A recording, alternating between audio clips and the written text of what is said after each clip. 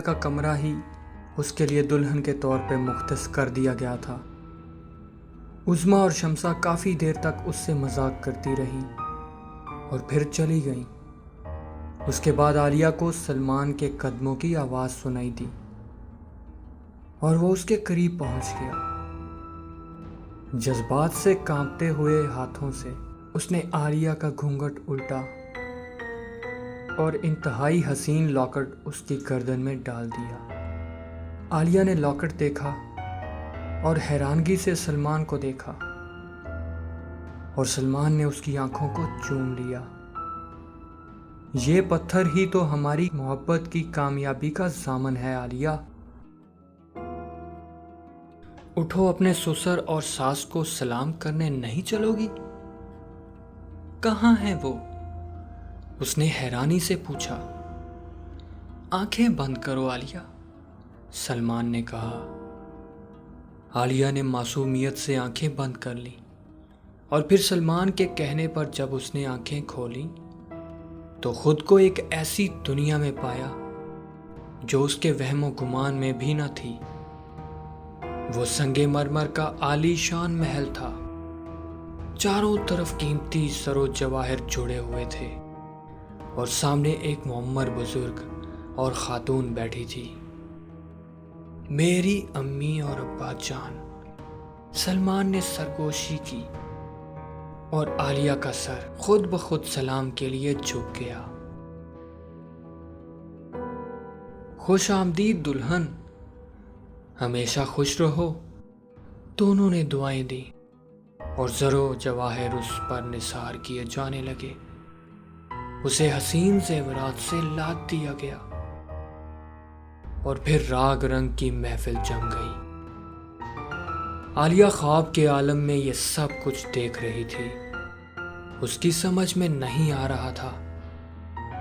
رات کو 3 بجے اس محل کے ایک کمرے میں اسے پہنچا دیا گیا تھا، جس کا تصور بھی نہیں کیا جا سکتا تھا۔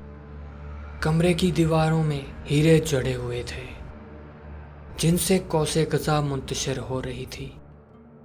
ایک سونے کا چھپر کھٹ بھی موجود تھا۔ خدا کے لیے سلمان، مجھے بتاؤ، یہ سب کیا ہے؟ ہم کہاں آ گئے ہیں؟ تنہائی ملنے پر عالیہ نے بے قراری سے پوچھا۔ یہ میرا گھر ہے عالیہ۔ اس دن برگد کے درخت کے نیچے تم بیٹھی تھی تو تم مجھے بہت پسند آ گئی، اور میں تمہیں بے پناہ چاہنے لگا۔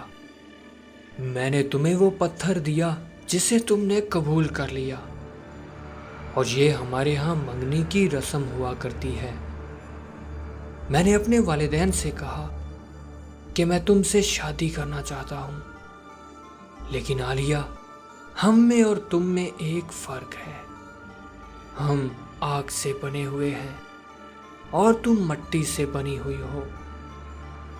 میرے والدین نے کہا کہ اگر تمہارے سرپرست اپنی خوشی سے تمہاری شادی میرے ساتھ کر دے تو انہیں کوئی اعتراض نہ ہوگا، اور میں پھر ڈرائیور بن کے تمہارے گھر پہنچ گیا۔ تم جن ہو سلیمان؟ جی ہاں، میں جن ہوں، اور تمہارا پرستار۔ تمہیں کوئی تکلیف نہیں ہوگی عالیہ، میں تمہاری دنیا میں تمہارے ساتھ ساتھ رہوں گا۔ میرے والدین نے اجازت دے دی ہے۔ میں ولیمہ بھی تمہاری دنیا میں ہی کر سکتا ہوں۔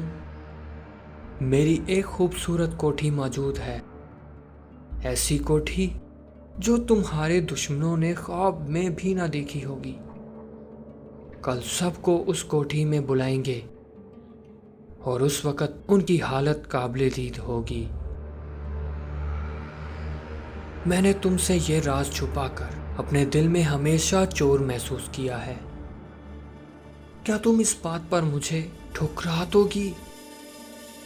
نہیں سلمان، نہیں۔ عالیہ نے اس کے سینے میں سر چھپا دیا۔ وہ خوفناک غلام بھی تم نے ہی بیچے تھے؟ ہاں، میں اپنی عالیہ کو نوکروں کی طرح کام کرتے کیسے دے سکتا تھا؟ سلمان نے جواب دیا اور عالیہ کی ٹھوڑی بلند کر کے اس کی آنکھوں کو چوم لیا۔ دوسرے دن سب کے لیے حیرانگی کا دن تھا۔ سبھی ایک عالیشان کوٹھی میں ولیمہ کی دعوت پر موجود تھے۔ سلمان اور عالیہ ایسے لباس میں تھے کہ شاید ہی ایسا لباس کسی نے اس سے پہلے دیکھا ہو۔ سب کی آنکھیں حیرت سے پھٹی جا رہی تھیں اور ایک دوسرے کا منہ دیکھ رہے تھے۔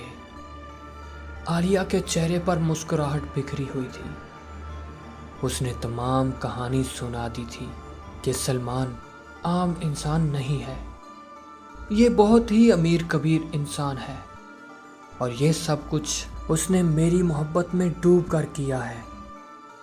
وہ اتنا امیر ہونے کے باوجود بھی ایک معمولی سا ڈرائیور بن کر کئی ماہ رہا۔ سب ہی اس کی کہانی سن کر حیران ہو رہے تھے۔ ان کی زبانیں بند ہو چکی تھیں۔ وہ جو کچھ سمجھ رہے تھے سب کچھ اس کے الٹ ہو گیا تھا۔ وہ چاہتے تھے کہ عالیہ ہمیشہ غلامی کی زندگی بسر کرے، لیکن وہ تو راج کرنے والی بن گئی تھی۔ کئی نوکروں کی لائنیں اس کے سامنے لگی ہوئی تھی۔ ہمارے چینل کو سبسکرائب اور اس طرح کی مزید دلچسپ کہانیاں سننے کے لیے بیل آئیکن کو ضرور پریس کریں۔